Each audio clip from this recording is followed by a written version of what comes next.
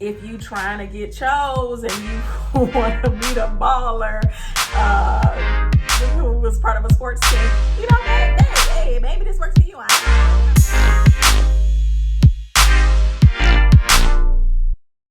What's up, YouTubers? It's your girl, Marnaé Thompson. Hey, today's episode, we're going to talk about how to become a flight attendant charter. So this is our last and final sector. Last and final, that's kind of the same thing. This is our final sector before we move on. And as a recap, you had commercial regional, commercial mainline, private, and now charter. So what is a charter flight attendant? A lot of people think that charter is the same thing as private, and it's not.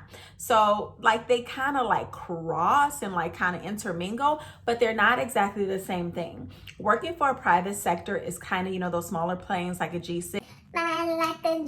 A charter, however, can also be those types of planes, but they're more so your larger airplanes that are contracted to do flying with like the military and things like that. So your charter airlines are going to be like Miami Air International and Omni. Those are charter airlines, and there are many more out there. Basically, these airlines have contracts with the government for the most part, or sports teams. And I know some of you out there are excited about this sports teams part. A lot of sports teams use charter airlines. And again, like I said, charter airlines also do a lot of military, like deployment missions and things like that. Like they'll take the military out to like Dubai or like Afghanistan or wherever they go, because a lot of times the military, they don't fly directly into the city that they're like gonna be stationed in. They fly to like a close city in Europe or Africa, and then they take like another flight there. But anywho, sometimes the charter airline takes them all the way there, or sometimes they just take them to like the closest possible city. By now you can get an idea that you're basically going to be working with a big group. It's very different from working with commercial airlines or working for a private airline where you have an array of passengers from all walks of life.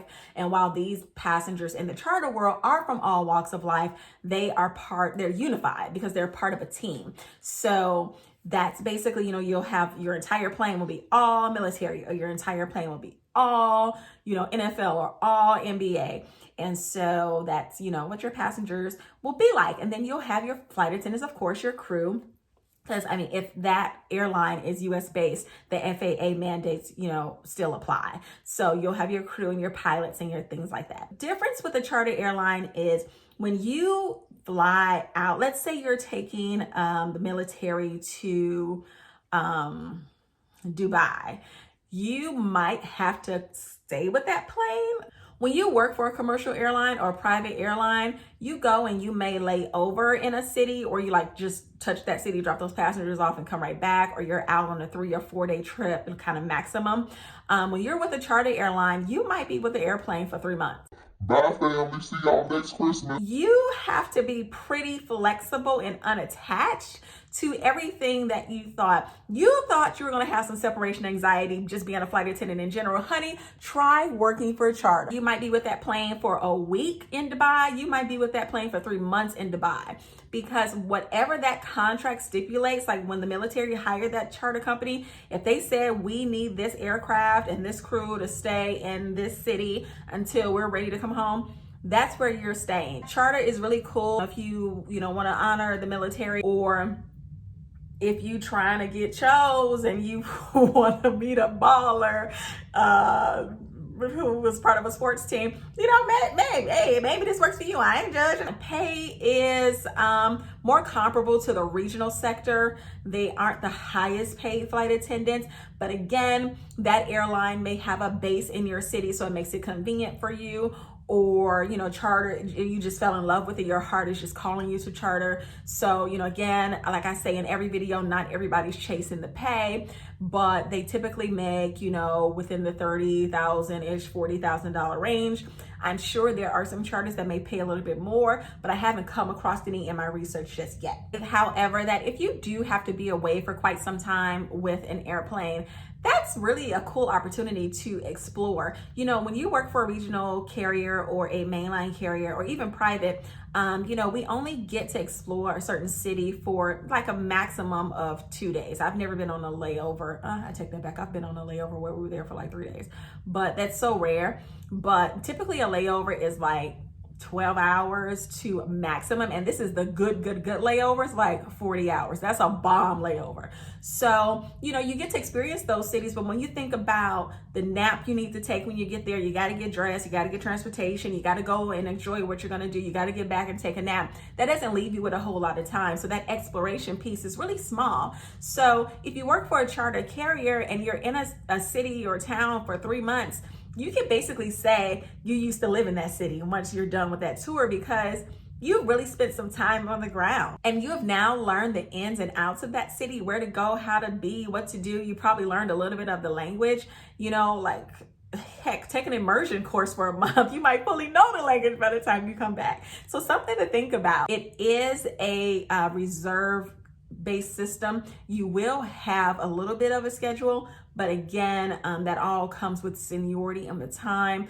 Because charter companies are contracted, they don't have the longevity that a commercial carrier has, or even that a private carrier has. So you might want to think about just trying it out for quite some time and setting your sights on something different as time goes on. And that's because if that contract ends, you don't want to be just out on the street. Some contracts aren't forever. It might be a 6-month contract. It could be a 6-year contract, which is fine.